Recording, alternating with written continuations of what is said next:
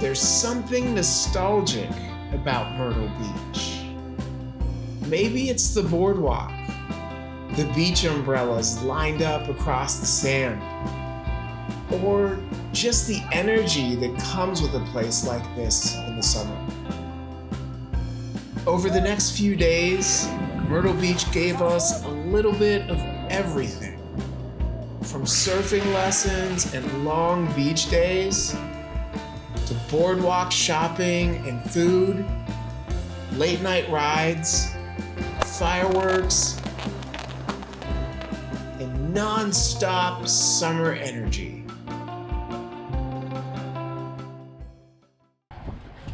Myrtle Beach stretches for miles along the South Carolina coast with wide beaches, ocean views, and plenty of space to slow down for a few days. Early in the morning, the beach feels calm, almost empty. Even as the day goes on, there's still something relaxing about simply being near the water. It's the kind of place where you can spend hours doing almost nothing, and somehow that ends up being the best part of the trip.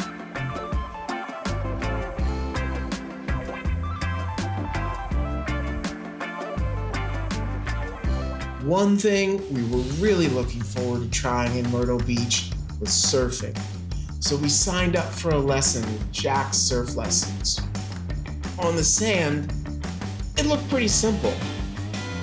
Paddle, pop up, ride the wave.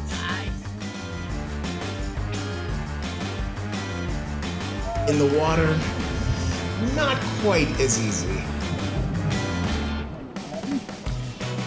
There were some wipeouts. And a few more wipeouts. But after a few failed attempts, we finally started figuring it out. Or at least some of us did. Watching my nieces stand up and ride a wave for the first time honestly ended up being one of the highlights of the trip. Right next to the surf school sits the Springmaid Pier, stretching out over the Atlantic with views all the way down the coastline. After the chaos of surfing, it was the perfect place to slow things down for a little while.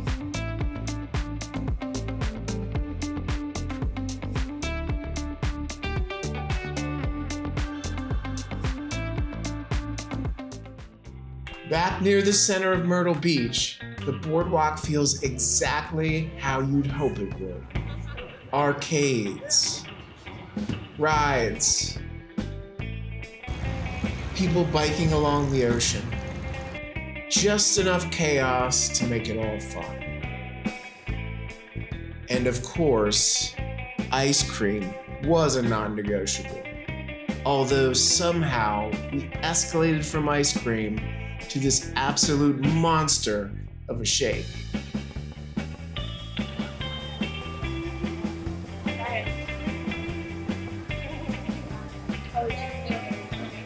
Places like the gay Dolphin have been part of Myrtle Beach for decades.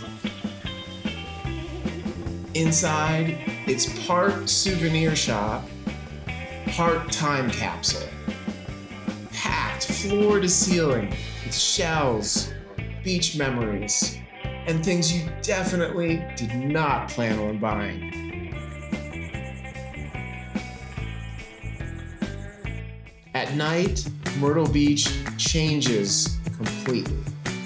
The lights come on, the rides start spinning, and places like Broadway at the beach become the center of everything.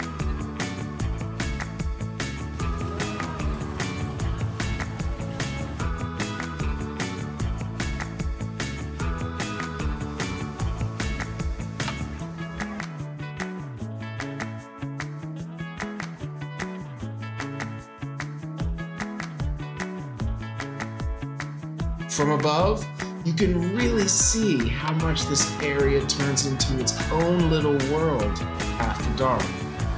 And honestly, it's hard not to get caught up in the energy of it all.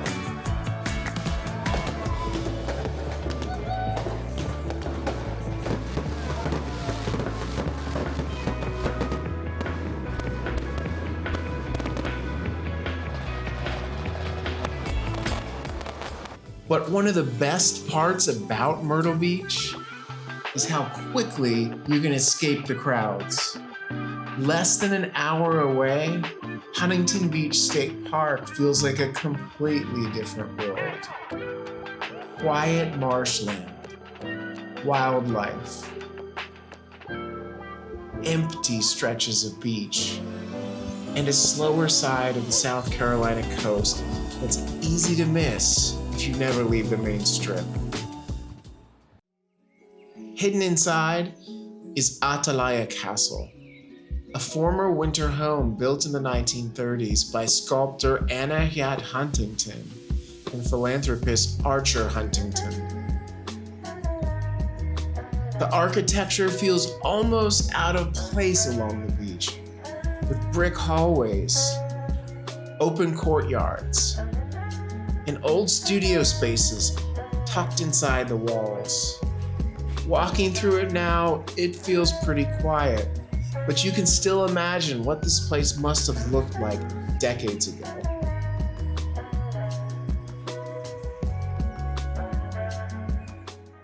Between the beaches, the boardwalk, the late nights, and the quieter places just outside the city, this trip ended up being a lot more memorable than I expected.